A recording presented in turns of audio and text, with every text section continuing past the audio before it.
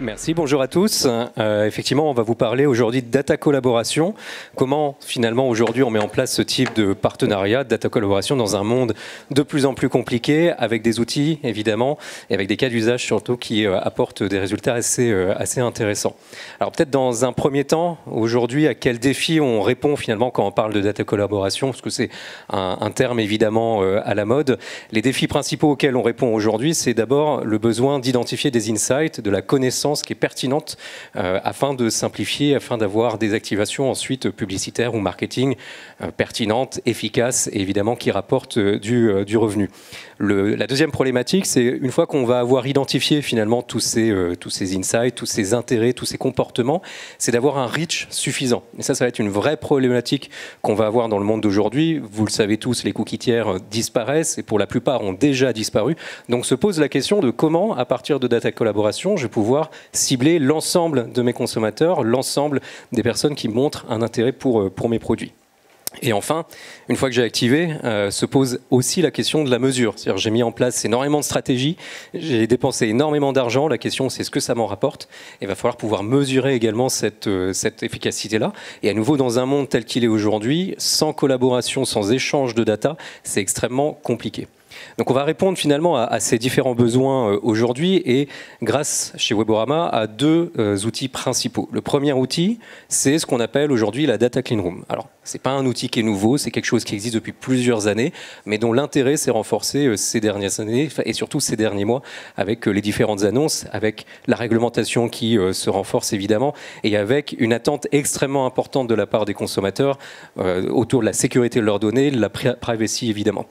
Donc la Data Clean Room, c'est un outil qui va permettre de croiser des données qui viennent de plusieurs entreprises de façon sécurisée, de façon anonymisée, pour que derrière on puisse effectuer des différents cas d'usage. Alors chez Weborama, c'est un outil qu'on a développé sur une technologie Snowflake. C'est très important parce que Snowflake nous apporte deux points très importants, très clés, cruciaux. C'est d'une part la scalabilité, donc la possibilité de gérer énormément de données de façon très rapide parce qu'on est dans un monde où il y a de plus en plus de données, il faut pouvoir les traiter en temps réel le plus possible. Et d'autre part, la sécurité, puisque Snowflake apporte énormément de fonctionnalités d'échange de données sans copie. Donc on n'est pas obligé de copier les données dans des serveurs, par exemple de Weborama. On peut garder ces données chez soi. Et ça, c'est clé, évidemment, quand on parle aujourd'hui d'échange de données. Il ne faut pas que ces données se retrouvent n'importe où. Donc on a une Data Clean Room, l'outil qui va simplifier finalement cet échange de données. Et de l'autre côté, on va avoir de l'intelligence artificielle chez Weborama, de l'intelligence artificielle sémantique et de l'intelligence artificielle générative. Finalement, c'est à la mode. Pour nous, c'est lié directement à l'activation pour régler la question du reach derrière qui va se poser. Alors, dans un premier temps, on va chercher à comprendre son consommateur. Donc, je vais avoir un échange de données qui va me permettre de mieux comprendre, de tirer une information, des insights, avant de faire quelconque action que ce soit. Et donc, ce sont des insights qu'on va pouvoir activer plus tard. Oui, tout à fait. La première étape de la data collaboration, vous l'avez compris, c'est la mise en commun de deux bases de données distinctes entre deux marques, deux annonceurs, éditeurs ou retailers, peu importe, toutes les combinaisons sont possibles, mais on n'a pas forcément envie de s'arrêter au premier insight qui est de se dire, eh bien j'ai 10% de taux de match et donc j'ai potentiellement 200 000 clients en commun. Ok, c'est un premier point, on pourrait se dire, on pourrait activer directement ces 200 000, mais on n'a pas encore appris grand-chose finalement sur ces consommateurs. Évidemment, dans les deux bases de données qu'on croise, il y a des critères de qualification. Donc si je fais partie de la marque qui va venir enrichir sa vue consommateur, et grâce à cette collaboration data, je vais avoir la capacité d'avoir potentiellement 10, 20, 30, voire plus nouveaux critères de qualification qui vont m'informer sur mes consommateurs. Ça veut dire que finalement, je sors un tout petit peu de mon écosystème CRM, PRM ou de mon site internet, je vais aller voir ce que font mes consommateurs à l'extérieur grâce à mon partenaire de data collaboration. Et donc l'idée ici, c'est de faire intervenir l'IA une première fois, parce qu'on sait que la data peut être très volumique en termes de nombre d'individus, mais également en termes de critères de qualification, et donc l'idée c'est qu'elle nous aide à venir extraire finalement ce qui est surreprésenté sur mes consommateurs au sein des critères de qualification de mon partenaire. Et donc ça, on va avoir tendance à le présenter dans ce type de dashboard que vous voyez à l'écran. On va pouvoir les éléments qui vont être surreprésentés, et surtout quand on dit surreprésentés, ce qu'il faut venir interpréter derrière, c'est que ce sont des éléments potentiellement qui expliquent pourquoi un consommateur va résilier son contrat, pourquoi un de mes clients client va venir faire des achats assez régulièrement alors qu'un autre n'a peut-être pas acheté un produit depuis plusieurs années. L'idée ici, c'est de venir construire ces populations que je vais croiser avec mon partenaire pour essayer d'expliquer potentiellement un funnel de conversion, voire un funnel de résiliation, et donc de mettre en place les actions marketing adéquates derrière. Donc ces actions marketing, elles sont hyper importantes. À ce stade-là, j'ai généré de la connaissance client, c'est déjà très précieux, mais chez Weborama, on aime bien se dire que la connaissance client activable a encore plus de valeur parce que je permets justement de mettre en place des actions marketing qui sont data-driven à ce titre-là. Donc une fois que j'ai cette connaissance client, je peux vous parler d'un cas d'usage qu'on a réalisé avec un retailer pour le coup, où on a eu 2 partenaires qui ont échangé de la donnée. Et ce qu'on est venu faire pour ce retailer-là, c'était d'essayer d'expliquer potentiellement 1 semaine, 2 semaines, 1 mois, 3 mois avant la conversion de ses clients. Donc on est venu regarder son historique de transactions via les cartes de fidélité. On est venu se demander auprès de mon partenaire de data collaboration, est-ce qu'il n'y a pas des critères de qualification qui popaient un peu plus fortement, encore une fois, 1 mois, 2 mois, 3 mois avant, et qui me permettent d'anticiper finalement un achat.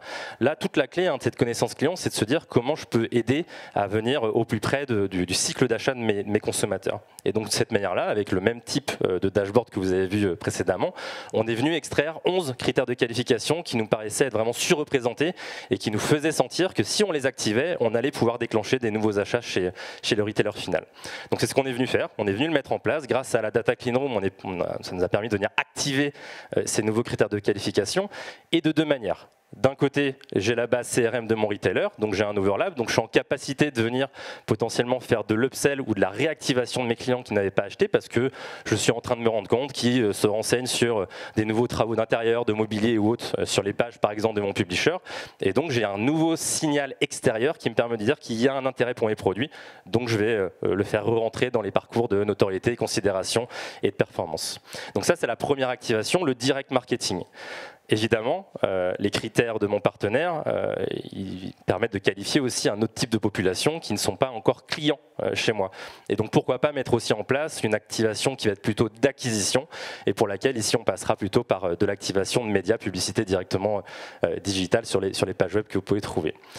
Et donc cette manière de faire ici nous a permis, et ça c'est le client qui l'a mesuré, de pouvoir atteindre finalement plus 5% de clients additionnels et un ROI de plus 34% vis-à-vis des échanges de data qu'ils pouvaient faire au préalable.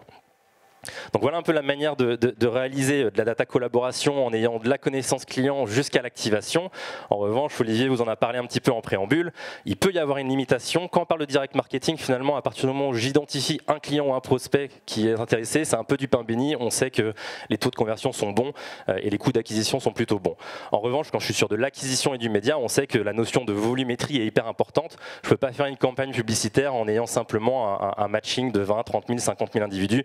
Il me faut plus de volume si je veux espérer un petit peu de performance et de retour sur investissement. Et c'est là que l'IA, encore une fois, chez Weborama, réintervient pour solutionner ce problème. Effectivement, l'une des limitations et problématiques de la data clean room et de la data collaboration de façon générale, c'est qu'on va travailler sur une intersection de données entre 2 entreprises. Et cette intersection de données, son volume, il va énormément varier en fonction de plein de critères. Déjà, est-ce que mes clients sont clients de ces 2 bases de données? Pour commencer, ça c'est déjà évident. Ensuite, est-ce que je vais avoir des identifiants, email, téléphone ou autres, qui vont me permettre de réconcilier ce même individu entre les différentes bases? C'est pas sûr non plus. Est-ce que derrière, j'ai du consentement qui me permet aussi d'avoir cette réconciliation? Donc finalement, l'overlap qui va être au milieu, cette intersection-là, il va dans certains cas, être très petit. Et c'est ce côté assez réduit qui va amener un problème finalement lié à l'activation derrière, lié au reach, parce que j'ai sorti des insights intéressants, mais finalement derrière, j'ai une toute petite population que je peux activer en marketing ou en publicité, donc c'est pas suffisant. Donc comment on va faire? Le but, c'est évidemment d'augmenter les personnes disponibles dans l'inventaire publicitaire, par exemple du retailer, par exemple d'un publisher, et pour ça, on va utiliser effectivement différents types d'algorithmes. Alors on en a 3 principaux chez Weborama qui répondent à ce point-là. Le premier, assez historique, c'est ce qu'on appelle les lookalike, les jumeaux statistiques. Donc d'une façon statistique, trouver des profils qui se comportent de la même manière que ma population de base. Donc dans mon overlap, dans mon intersection, j'ai des personnes, des individus qui se comportent d'une certaine façon, et je vais essayer de retrouver d'autres individus qui se comportent de la même façon, ou en tout cas d'une façon la plus proche possible, dans le reste de mon inventaire. Donc ça me permet d'étendre déjà énormément la population que j'ai à disposition pour mon activation. Ça, finalement, c'est quelque chose qui n'est pas forcément nouveau, qu'on fait depuis plusieurs années, qui va quand même être limité par, à nouveau, la question, par exemple, du consentement. Donc, comment on va pouvoir trouver un reach quand on n'a pas forcément un taux de consentement qui est intéressant. Et là, c'est le moment où on va commencer à mettre en place de l'intelligence artificielle sémantique chez Weborama, avec un deuxième cas qu'on va appeler le lookalike URL ou lookalike de contenu. Et dans ce cas-là, ce qu'on va analyser, c'est plus un comportement. On ne va plus analyser les individus. On va aller analyser ce qu'ils ont consulté. Quelles sont les pages, les contenus qu'ils ont lus. Qu'est-ce qu'il y a dans ces contenus? Quels sont les mots? De quoi ça parle? Quel est ce produit? Quel est son prix? Etc.